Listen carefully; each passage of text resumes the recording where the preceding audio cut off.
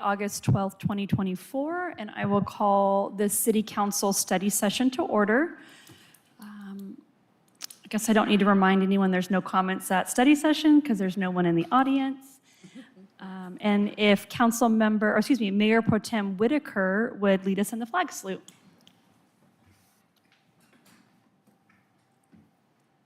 I pledge allegiance to the flag of the United States of America and to the republic for which it stands, one nation, under God, indivisible, with liberty and justice for all. So just to note for the record, Councilmember Peretti and Councilmember Cedar are both absent this evening.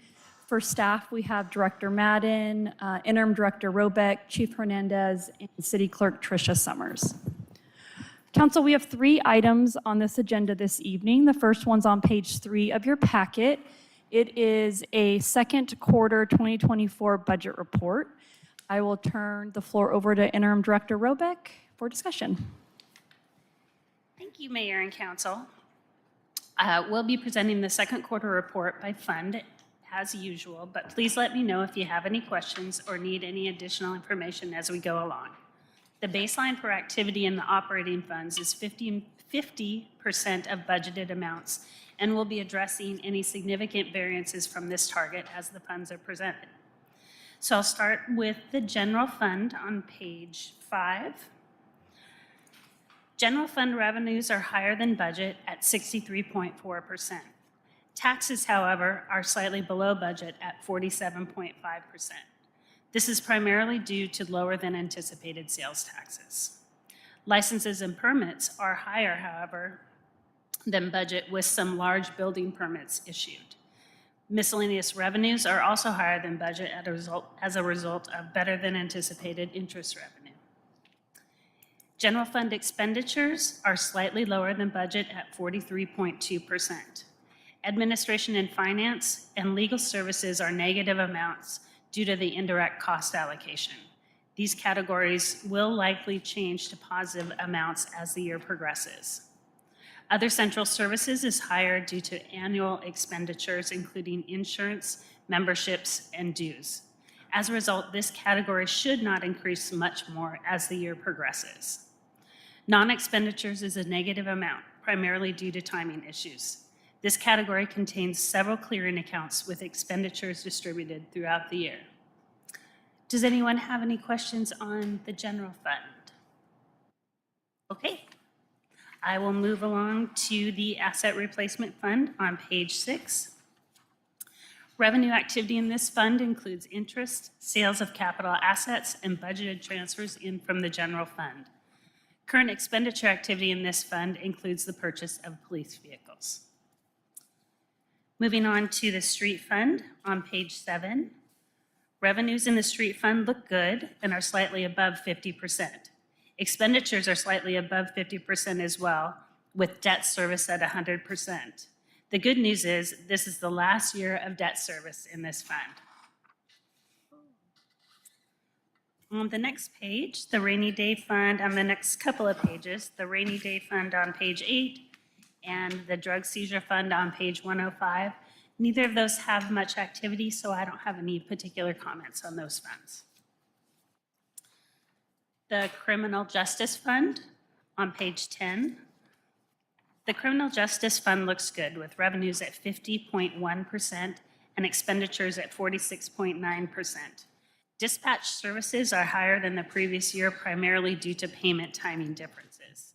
And law enforcement expenditures are higher than the previous year, primarily due to higher wages, benefits, and insurance rates. The next fund, the community events fund on page 11, there's not much activity, so I don't have any particular comments on that fund. The next 2 real estate excise tax funds on pages 12 and 13. The REIT funds in both of these 2 funds look good with revenues already surpassing the annual budget amounts. The traffic impact fee fund on page 14 is similar. It looks good with revenues already surpassing annual budget amounts. On the part, oh, yes. Councilmember Strader. What are the reasons for the excessive amounts or unpredicted amounts? You're saying they're well above. For the REIT funds, it's just, those are all related to sales of real estate. So it's just increased sales of real estate in the area that are driving that up. And I believe I saw it increased from both King County and Pierce County. So increased real estate sales in both sectors. But didn't you say overall the sales tax was down? Yes, sales taxes are lower than anticipated and lower than the trends that we saw in both 22 and 23. So that was kind of an unexpected development. Yeah. Thank you. Yes. Okay. The Parks Impact Fee Fund on page 15. Park impact fees are currently lower than budget and the previous year, but we have received some additional impact fees in the current month, August, that will bring total revenues up to about $7,500 or about 50% of budget. The Capital Improvement Fund on page 16.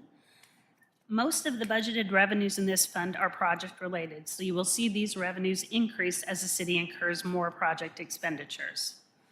Larger expenditures in the fund to date include expenditures for the SR 99 and Porter Way intersection improvements, miscellaneous street overlay, City Hall retrofit, and sidewalk missing links projects. The Electric Utility Fund on page 17.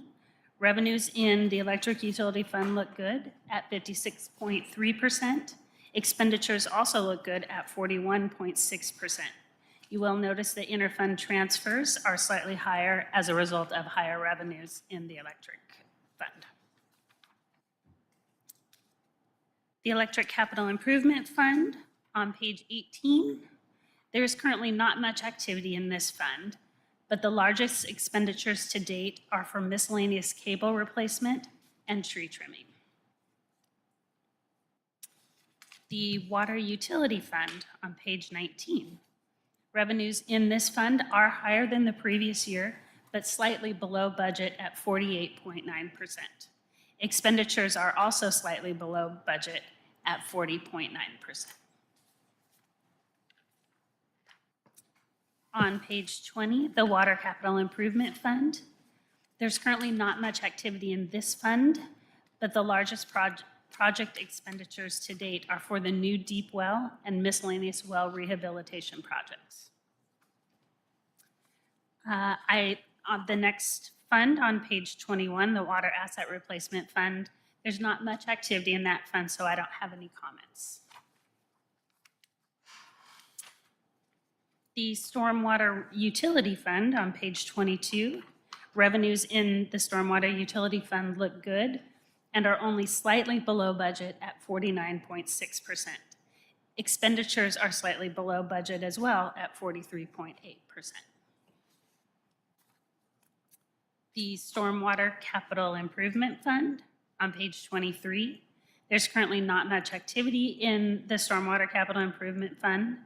The largest expenditures to date are for the citywide ditch and culvert project. The Stormwater Asset Replacement Fund, there's not much activity in that fund, so I don't have any comments tonight. The Electric Asset Replacement Fund on 25, this fund looks good. The largest expenditure to date is the budgeted purchase of a new bucket truck in this fund. The Vehicle Replacement, or the Vehicle Repair and Maintenance Fund on page 26. Expenditures in the Vehicle Repair and Maintenance Fund are below budget at 36.2%, but are very similar to the previous year.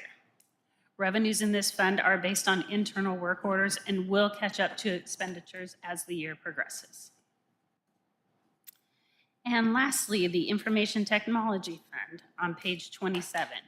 Expenditures in the Information Technology Fund look good and are slightly below budget at 49.4%. Revenues in this fund are based on cost allocations and posted to the fund in equal amounts each month. Those were all of my comments tonight. Does anyone have any questions? Okay. Oh, Councilmember Strader. Do you see any problems in the future? Anything, any concerns or problems you see in the future? No, everything, for the most part, everything looks good, except for what you mentioned already. The sales taxes were kind of a surprise because we had 2 full years of very consistent revenue. So we budgeted at the same level, and they're coming in a little bit lower. But luckily, in that licenses and permits, and most likely the charges for services, both of those are currently above budget and will probably grow to mitigate the sales tax issue. And so definitely for 2020, the 2025 budget, we'll look at bringing that sales tax budget down a little bit, be a little bit Thank more you. conservative. Mayor Pro Tem? Thank you. Do the licenses and permits on page 5, are those kind of a reflection of the 2 REITs and the traffic impact fees? Licenses and in the general fund? Yeah, I'm just, what's the correlation between those 2?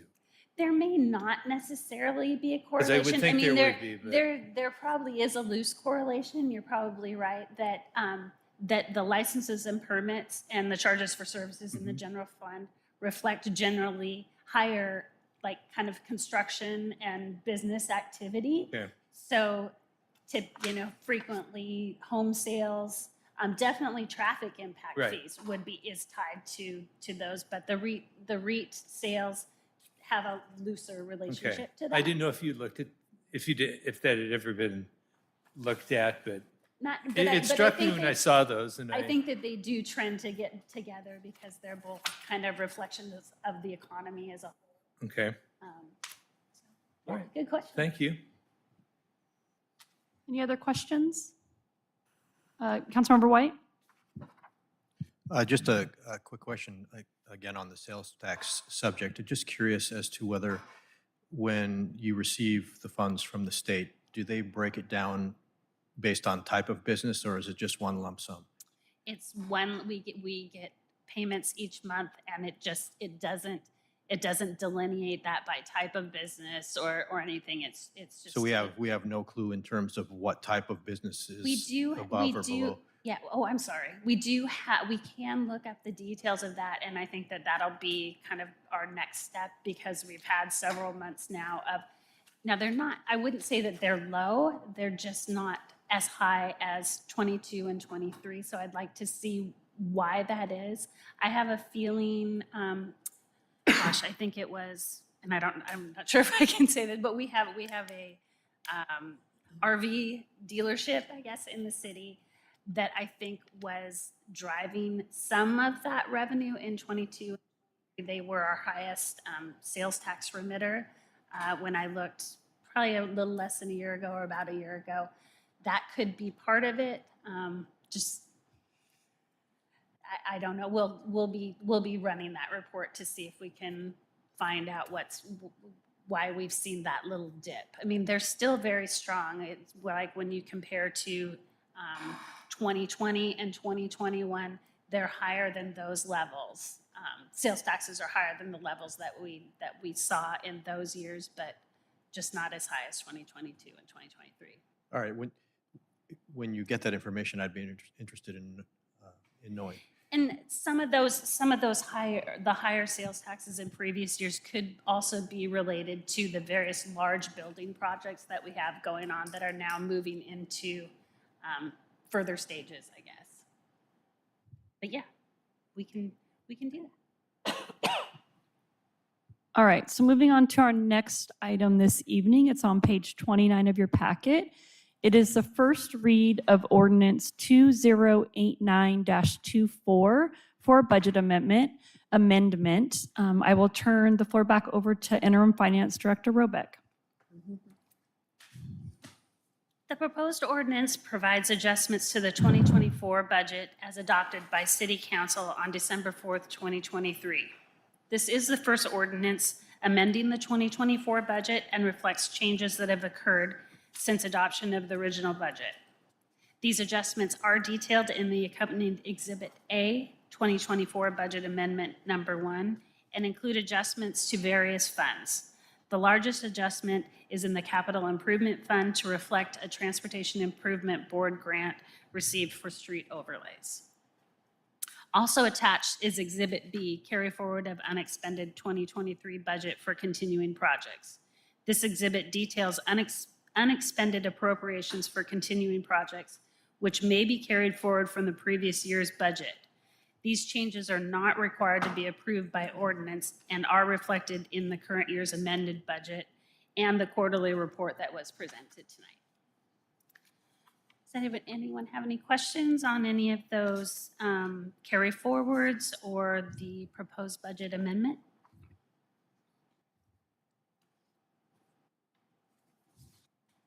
No?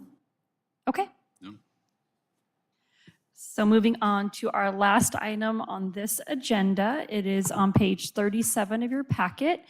It is ordinance the first read of ordinance 2090-24 regarding city conduct ordinance. I will turn the floor over to Chief Hernandez. Good evening, council and mayor, distinguished guests. I bring agenda item 3C before you tonight and propose this new legislation. It's something that I have seen in other jurisdictions and have utilized as a law in other jurisdictions. And the issue is the Milton Municipal Code needs to be updated and strengthened in order to trespass persons from city-owned properties, including but not limited to City Hall, campus, city-owned parks, streets, sidewalks, public schools, and utility facilities. And by passing this new legislation, that would give us this extra tool to be able to trespass individuals that violate the code of conduct. And I draw your attention to page 40, if you were to look at definitions under 956-020, it describes behavior that is dangerous and behavior that creates imminent or unreasonable risk or injury or harm to either persons or property of another or another actor. Then if we skip down, you can see the definitions. It specifically calls out under section C, behavior that is unreasonably disruptive to others, behavior that is not constitutionally protected and that is considered in nature and scope to use the purpose of the public owned property in question unreasonably interferes with others. And then we go down to section 1, the use of unreasonable, hostile, aggressive language or gestures, and then we skip to the next page, 41, unreasonable, loud, vocal expressions or unreasonable, boisterous physical behavior using electronic or other communication devices in a manner that is unreasonably disruptive to others, unreasonably interfering with the free passage of staff or patrons in public property, behavior that is unreasonable, inconsistent, normal use of which publicly owned property was designed and intended to be used, bathing, shaving, washing clothes in the public bathroom, skateboarding in public areas or plaza that are prohibited. So in a nutshell, this just allows us to have the ability, and how it would work is, I think this has been vetted through our legal team for the city, and we went through it and backwards and forwards for constitutionality of being able to trespass people from public property. And if you go to page 44 in section 9.56070, it talks about the violation of the penalties.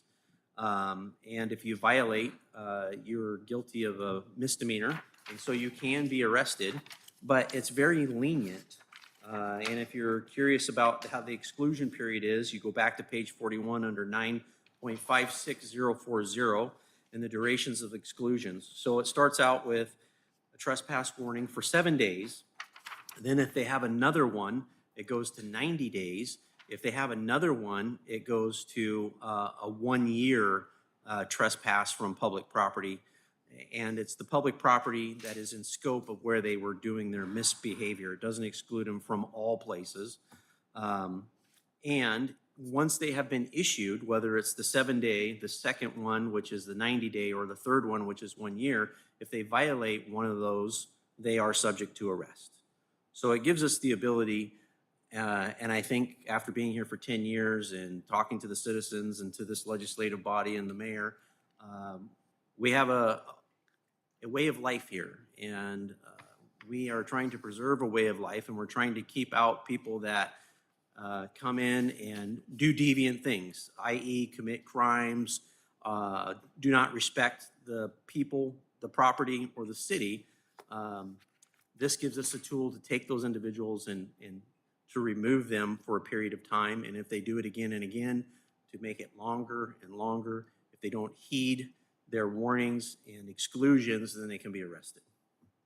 And I can name several instances of this would have been applicable in the past, whether it's been indecent exposures, whether it's been being abusive to staff or assaultive. So I think this is a good tool that this legislative body, if they were to pass it, would aid the police department in trying to keep the peace and repose in the city of Milton and protect our citizens and our employees. Any questions? Councilmember Strader? So Chief Hernandez, is this above and beyond what other cities are doing? Have we taken it, or are we just pretty much modeling after some others? I don't believe in reinventing the wheel, so of course we always look at other jurisdictions. And this particular one I was intimately familiar with coming from Jefferson County a number of years ago. And so I had this one already in my possession. I shipped it off to our attorney. He also sent me one from, I think it was Auburn or Kent, and we looked at that. And then in the end, we decided that this was one of the most constitutional proposed legal ordinances where we wouldn't worry about or wouldn't have to be as concerned about maybe taking it too far or being too heavy-handed and still allowing people to be able to express themselves. Thank you. Councilmember Hall? So unreasonably loud, that leaves a lot of conjecture of what is loud for somebody and maybe somebody else. How are you going to make that decision?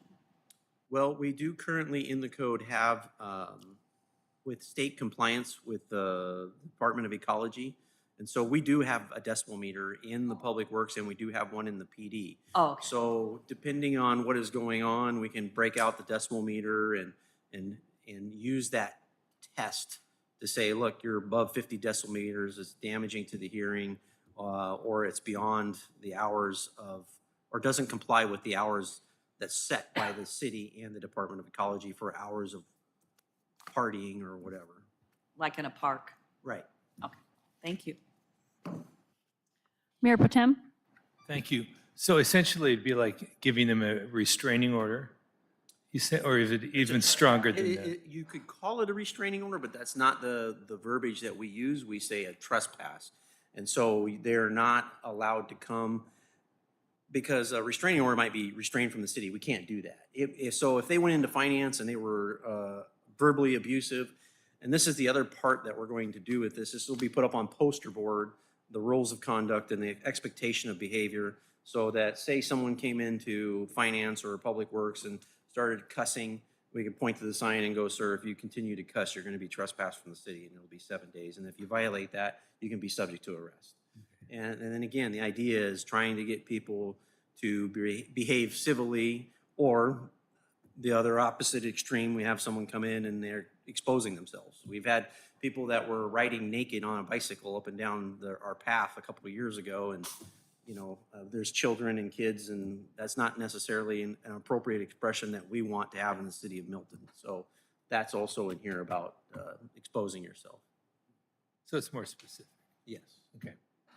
Does that answer your question? Yeah, I'm all for this. I don't have to, you'd have to be crazy to be against something like this. But then that's just me. Councilmember Whalen? Yeah, thank you, Mayor. And thank you for the city conduct ordinance. Not to pick on anybody in the city and so forth, But have you had a lot of similar situations that are addressed in this ordinance?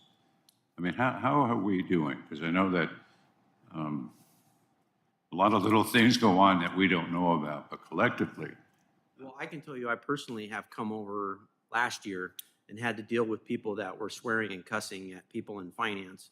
And it escalated a little bit because I told them, you're gonna have to leave, you can't talk like that. And they said, you can't make me leave, this is city property, I'm a taxpayer. Where if we had this, it would have been a little bit easier to point to the code of conduct and go, your behavior right there will get you trespassed. There's nothing to argue. now, notice of this ordinance, does that need to be posted on the city properties? We need some advice ordinance, number or whatever, that you're Doesn't have violating to the law. be, but that's our intent, is to do that, so that it's perfectly clear to everybody, there's an expectation of behavior that's expected when you are visiting, enjoying city property, whether it be the park, whether it be the trail, whether it be the offices. But we do need to put up some verbal notice in these particular areas, do we? We don't necessarily have to, but we plan to, as far as on signage. Okay, Just like we tell people, pick up your dog poop. yeah, that'll be another one of Yeah. what the necessities of Yeah. human beings and so forth. So, Right. no, it's, I support it very much. Any other questions for Chief Hernandez? It's the first reading, so you guys got time to, if you have any questions, you can call me, email me, or bring it up at the next meeting. Thank you. So both of the ordinances we just went over will come back to next week's meeting. Seeing that all items have been concluded, I will call for a motion to adjourn. Move to adjourn. Let's see, it's been moved and seconded. Any objection? Seeing none, we will adjourn this meeting at 7:27 PM. We probably need to wait till 7:30. Okay, so we need to wait 3 minutes for this meeting at 7:30. So if you need to take a quick little break, feel free to do so.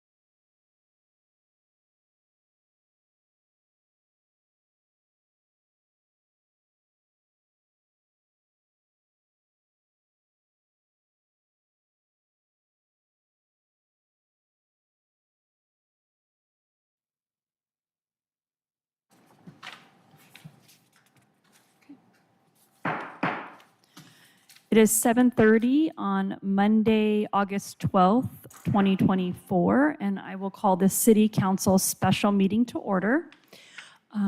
We will not take public comment at this meeting, but will allow it should someone arrive prior to action. We already did the flag salute at our previous meeting, so we will skip that. And then just to note again for the record that Councilmember Peretti and Councilmember Cedar are absent. And for staff, we have Director Madden, Interim Finance Director Robeck, Chief Hernandez, and City Clerk Tricia Summers. So Council, I believe we have 2 items tonight on tonight's agenda for our special meeting. And the first one is a contract with Miles Resource LLC. You should have in front of you a copy of that contract, and then it did get emailed to you prior to the meeting. Oh, and I'll turn the floor over to Director Madden, and then following his review, I will need a motion to open up the floor for discussion. Thank you, Mayor, Council. The item before you tonight is both an action item and an expenditure. I will provide a little bit of background on the project and then open up the floor for motion and any questions that the council may have. In 2022, the City of Milton advertised for bids for the construction of SR 99 at Porterway intersection improvements. This project received 5 proposals. The selected contractor failed to comply with its obligation, and the contract was terminated in July of 2024. Also in July of 2024, Resolution 24-1975 was approved by Council, declaring an emergency and allowing formal bidding requirements to be waived in order to select a new contractor. After that emergency declaration was issued by Council, City staff reached out to multiple contractors for consideration. After carefully considering both availability and past performance, Miles Resources was selected as the new contractor for the project, and the Public Works contract is before you tonight for council approval.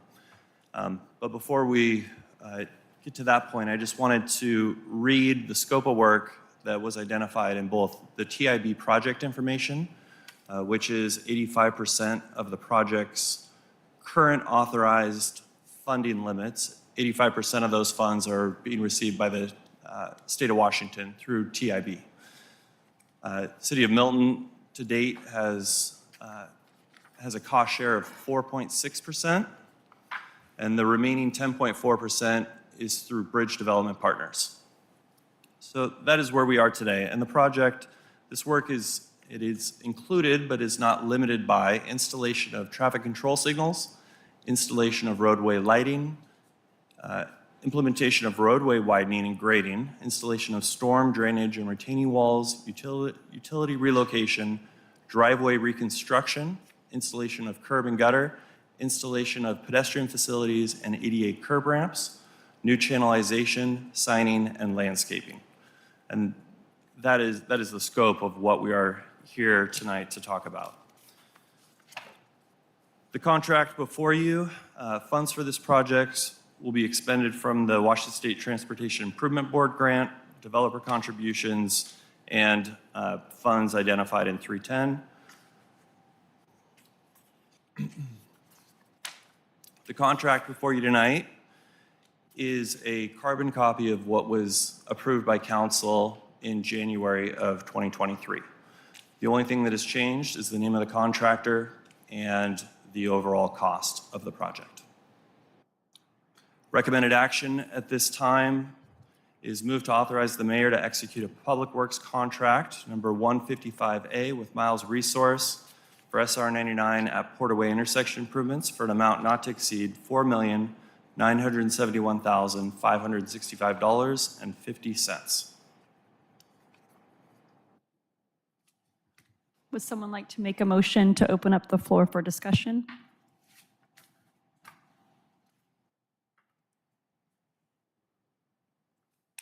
Councilmember White?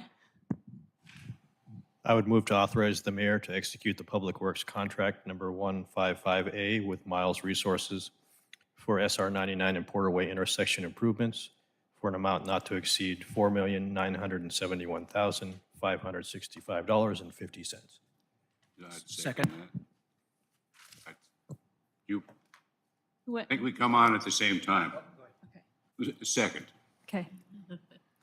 It's been moved by Councilmember White and seconded by Councilmember Whalen to authorize the mayor to execute the Public Works Contract Number 155A with Miles Resources for SR 99 at Porterway intersection improvements for an amount not to exceed $4,971,565.50. Councilmember White, did you want to speak to your motion? Yeah, I want to thank Director Madden for his work in getting a replacement contractor for this work, because I know how important it is with regards to getting that intersection updated to handle the future truck traffic from the bridge project. Is this contractor going to be able to keep the schedule from the last contractor? And if not, how much farther is this being pushed forward? One of the reasons that Miles was selected by staff and moved forward to council was because of their ability to meet this timeline. They have the ability to secure previously ordered items, like the storm storage facility.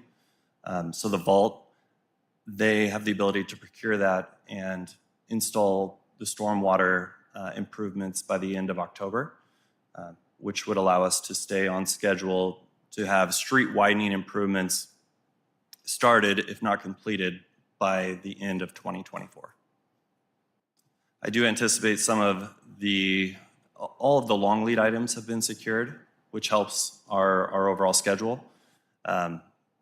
There may be landscaping or other items that extend into 2025 for full completion. All right, that's great news. Thank you. Councilmember Whalen, did you want to speak to your second? Yes, I do, and thank you. And thank you for the presentation and the contract. Just a couple of oversight questions. There's a lot in the contract that numbers may change a little bit. They may go down, some may go up. Totally understood. Is there any visualizations that have been created, an overview of how this intersection is going to change and manage and so forth that could be added to the council? To give us a little idea, a view from 500 feet, what's it going to look like? Yes, in the design documentation, there is an overview, or the 500-foot view, of Schedule A, which is the element that the city is seeking to move forward, which creates the widening. There were two other elements identified in that 500-foot view. One was additional pedestrian lighting on Schedule C, and then additional pedestrian facilities extending to the south were identified in Schedule B. Schedule B and C were not identified to move forward at time of the original contract, and so we are not looking to move those schedule items forward at this time either. What the city will do, if approved, if this contract is approved by council, our next step will be to value engineer any potential items that are not identified as required by our TIB funding partner. Some of those elements are the type of wall that we are installing. Miles has identified several areas, primarily wall, the wall extending up on the west side of Porter also, minimizing some of those walls or treating them with a different philosophy of how to approach them. Miles has identified over $250,000 just apples to apples that they can value engineer. The next step will be looking at any items that we can remove from the scope of work that are not essential for TIB funding. One of those potentially would be the sidewalk on the northwest side of Porter between 70th and SR 99. We can meet TIB obligations and commitments with a sidewalk on one side of that street, which would remove the need for a large wall. And we've identified potentially $600,000 that we will save there. If council moves this contract forward, that will be our next step.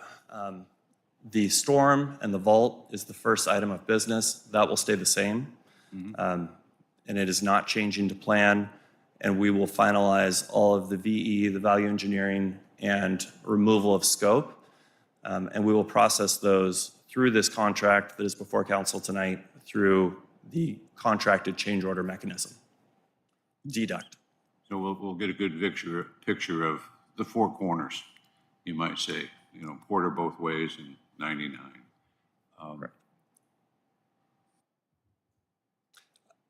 Just one more item, just TIB, I have been in discussion with them about additional funding that they would be able to bring into this project. They have authorized anything that they could do through their executive branch as far as funding increases. Our next step would be to go to the TIB board. The recommendation from TIB is to do that once the project is complete and all value engineering has been realized. At that time, we'll take this project to the TIB board and see if funding levels can be increased from our state partner. Back on the TIB, though, they had ideas and designs for changes in that particular area, 99, both sides of 99, north and south. We talked about pedestrian crossings.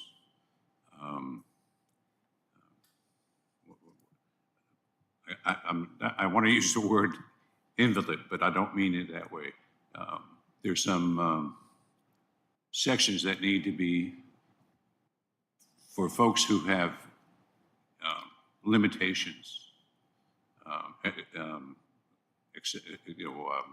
curb gutter and sidewalk, you got to be able to get up and down and so forth. Is there anything that they're going to contribute to that they would have done? Are we going to do it now? Are they going to contribute to anything of their future plans to be accomplished at the same time? So when you reference TIB, were you referring to WashDOT and their plans for the corridor? TIB is the funding partner. I have been in discussion with WashDOT, and a year ago, they actually submitted a grant on Milton's behalf. We were not successful in that effort, but we are looking to move that forward again for legislative approval. And that was in a little over an $8 million scope, and it would be to build a multimodal trail along the SR 99 corridor. So this effort that we are undertaking would complement any future work that WashDOT is planning on the corridor. So would totally integrate with what their plans in the future would be? Correct. No future projects would remove the city's investment. Yeah, because folks with disabilities and so forth are a high priority in the state of Washington and in the city of Milton. So it's just nice to know that we're integrating with their future plans, and potentially if they got some plans they want to do now, will they help us? Will they contribute to us to prep everything for them? We don't want to be in conflict or anything. Is there any funding in that direction? Yeah, there is no conflict because our scopes do not overlap. Good. They meet. At the termination of our scope is the beginning of their scope, and they complement one another's in regard to sidewalk widths, curb gutter location. WashDOT would be able to complete their scope of work without damaging our investment. Yeah, so the ADA compliance and so forth is what we are going to do, what we need to do, and in concert with transportation improvement. But I didn't know if there was something that they would benefit by having done at the same time to move this along a little bit. Light control on 70th. I don't know what that's going to be. If that road opens up and traffic is a little bit increased and so forth, I don't know if up on 70th there's going to be a traffic light. I thought that was a consideration at one time. I don't know if that can come along with this or not. Yes, I believe I follow the question, and the answer is no. WashDOT does not have budgeted projects that currently that are authorized with state funding that would overlap all of their projects, whether it's a roundabout at the north end of 70th, those are all in conceptual design, and construction is not currently funded. So we would not have that synergy there where we could perform that project in conjunction with ours. Rapid transit, is everything we're doing going to be not done again because rapid transit thought of something different and so forth? How are we working with them to assure that we're not in their way and they're not going to change things on us? Yes. The footprint of the overall project will not change in a way that impacts rapid transit. Okay. No, I appreciate seeing the contract. I appreciate finding somebody we can work with. We're not done with the previous contractor. I'm sure there's going to be financial involvement for the city to pursue that and so forth. But I totally support this. Thank you. Any other questions or comments from council? Mayor Pro Tem? Thank you. Yeah, I'm glad you got this so quickly and that they're able to, really, it sounds like they won't skip a beat. It will end pretty much when it was supposed to. Yes. Or give or Yeah. take. a It'll have little the bit. same amount of timeline. I would, in a perfect world, I would have loved to see this completed a year ago. But Miles is able to pick up the pieces and would start work as early as the 19th Okay. of this month. So you had said about possibly once the project's done, going back to TIB and possibly getting more funds. What's the, and I know you said this before, what's the difference between what the contract was and what it is now? Not, but roughly the difference between the two. Yeah, it is. I can give you the exact number, but it's 4,000 less than, it's nearly $2 million is the delta as it currently sits between what REIT bid in and was approved for in January of '23 and what Miles is requesting in an apples to apples scenario. We know it will not be 2 million over at the end through the value engineering process, but there will still be a delta there. And that delta is going to be, we're going to approach TIB with that delta and request a funding increase once the project is complete. We do have funds, available funds right now in Fund 310 to issue this contract and move this effort forward.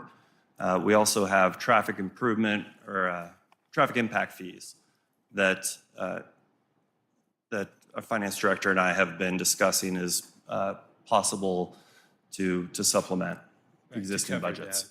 Correct, Okay. in the short term. Yeah, and I'm totally happy with this and actually seeing it go forward. And also, I'm sorry that you had to go through that with Reed Construction. That had to have been one of the most frustrating things. It was very frustrating, but we've got a lot of momentum here, and yes, Miles is an extremely reputable company that has a depth of completed projects and testament to their work, and I have no concern that they'd be able to execute our scope of work and get this thing delivered quickly. Yeah, I have more than confidence in your judgment. I think that's, I'm happy that you were able to do that and have them almost like in your back pocket. Well, not literally, but No, I'm familiar with them from other projects throughout the years, and they have a proven track record. and I totally support this. So thank you. Any other comments from council? Okay. It has been moved by Councilmember White and seconded by Councilmember Whalen to authorize the mayor to execute the Public Works Contract Number 155A with Miles Resources for SR 99 at Porterway intersection improvements for an amount not to exceed $4,971,565.50. All in favor? Aye. Any opposed? Carried 5-0. Do we need to do the second item, or did you want to speak briefly on a potential budget amendment? Yeah, okay. We could, Director Madden pretty much touched on the issues that I was going to touch on, and we did discuss it. sorry, there was no agenda bill because that number for the budget amendment will most likely be changing through the value engineering.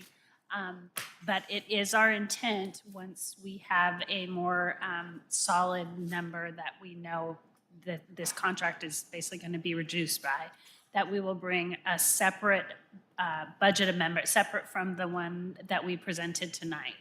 A separate budget amendment for the expenditures and then the related revenue. The REIT funds, as well as the traffic impact fee funds, do have the monies to support that budget amendment. And this project, because it is capacity adding, is eligible to use those traffic impact fee funds. As an example, currently, right now, if we remove the remaining transfers out in that traffic impact fee fund, we would have a balance of about 1.7 million in that fund that we could use toward this project. And both REIT funds, if you subtract out the remaining transfers to be made this year, they would have about 400,000 available balance in each of those funds. So we do have funds that we can use, like Director Madden said, until we possibly get more funding from TIB or other funding sources to be able to make this project work. Any questions for our interim finance director? Okay. So seeing that all the items on this special meeting have been concluded, I call for a motion to adjourn. Make a motion to adjourn? Second? It's been moved and seconded. Is there any objection? Seeing none, we will adjourn at 7:52.